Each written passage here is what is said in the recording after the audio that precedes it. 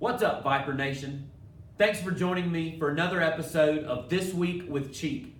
I'm at the board today and excited to introduce you to the two newest members of the Viper Nation, Chili and Gilbert. Please welcome them and make them feel at home in our incredible math class. Now, let's jump into some math. Hey, right now I'm showing you your physical science EOC formula sheet.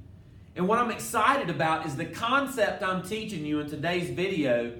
You're going to be able to take that knowledge and use it in your science class in a few weeks as you learn to manipulate equations based on the information that you've been given. So we're going to take a look at 4 examples on this video, and then I'm going to introduce it to you tomorrow in class. So let's jump right in.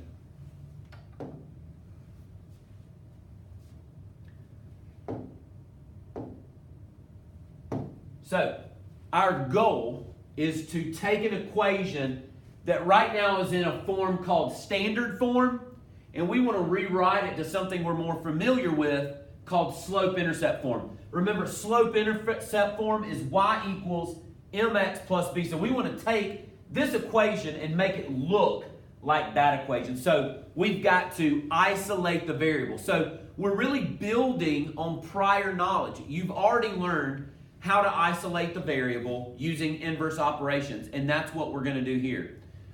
The first thing we want to do is look at this x term here, and we want to move this x term to the opposite side of the equation. That is a little bit larger than I anticipated. Give me just a second. We're going to make that a little smaller.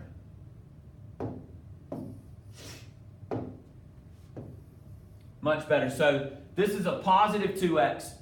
So I'm going to subtract 2x from both sides. Now, here 2x minus 2x, that's going to cancel when I combine those terms. That's going to leave me with 3y. Now pay close attention over here. What is 6 minus 2x? If you just wrote down 4x, I got you. 6 minus 2x is 6 minus 2x. They're not like terms. It's a common student mistake to want to combine those two terms, but they're not alike. So I'm going to leave it as 6 minus 2x. Now, only one more step for us to isolate the variable. I've got 3 times y. So the opposite of multiplying, yes, is dividing. So I'm going to divide each term, because I've got to keep my equation balanced, by 3. So 3 divided by 3 is going to leave me with 1y equals 6 divided by 3 is 2. And then over here, I'm going to leave it as a fraction. Right now, because we're graphing, no need to convert to a decimal. Leave it as a fraction. So y equals 2 minus 2/3 x. And to make it look exactly like slope-intercept form up here, I'm just going to rearrange the terms. Y equals negative 2/3 x plus 2. So this is great because now I can identify my slope, which is negative 2/3, and I can identify my y-intercept, which is 2. Pretty cool. Let's take a look at our second example. This time you'll see the terms are not in the same order, and that's okay. Again, we're just trying to get y all by itself. So the opposite of subtracting 8x, you guessed it, adding 8x. And if you're asking yourself, why is Coach Cheek not lining up the 8x with the 20? Again, they're not like terms, and so I don't want to combine them. I am going to combine these two terms, which will zero one another out, leaving me with 4y equals 20 plus 8x. Next, just like in our first example, The opposite of multiplying is dividing.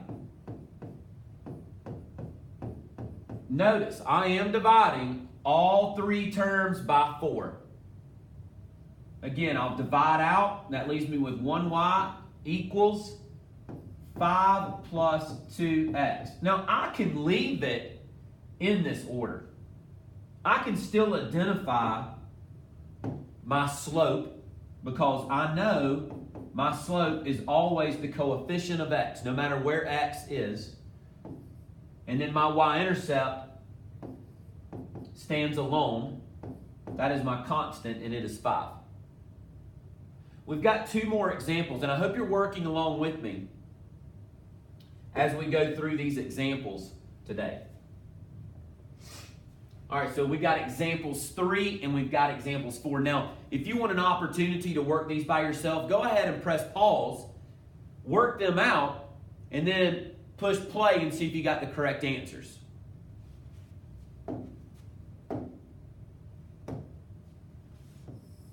Now, I'm just drawing this line down the middle, train tracks, just for organization. So I'm going to add 6x to both sides. Again, those 2 terms are going to 0 on or out. Notice I've got to bring down that negative sign. Can't leave that out. That's a common mistake. And in order to get y by itself, I have to divide the negative 2. So each term is going to be divided by negative 2. Y equals negative 9 minus 3x. And again, I can leave it or I can rewrite and say negative 3x minus 9. Again, either way, I can identify my slope, which is going to be negative 3, and my y-intercept, which is negative 9.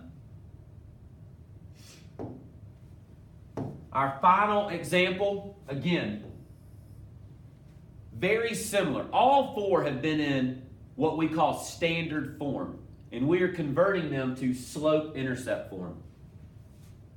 So I'm going to find my x term and subtract,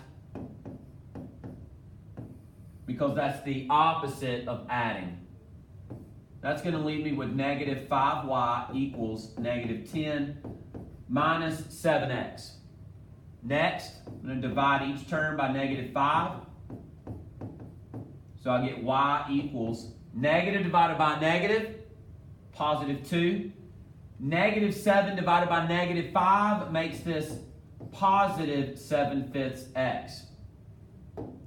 Again, I'm going to identify my slope.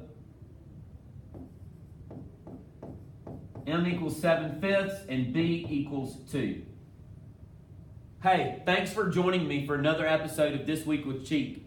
And a quick shout out to Evan E. Thanks for the sweet headgear, dude. Hey, see y'all tomorrow. That's all.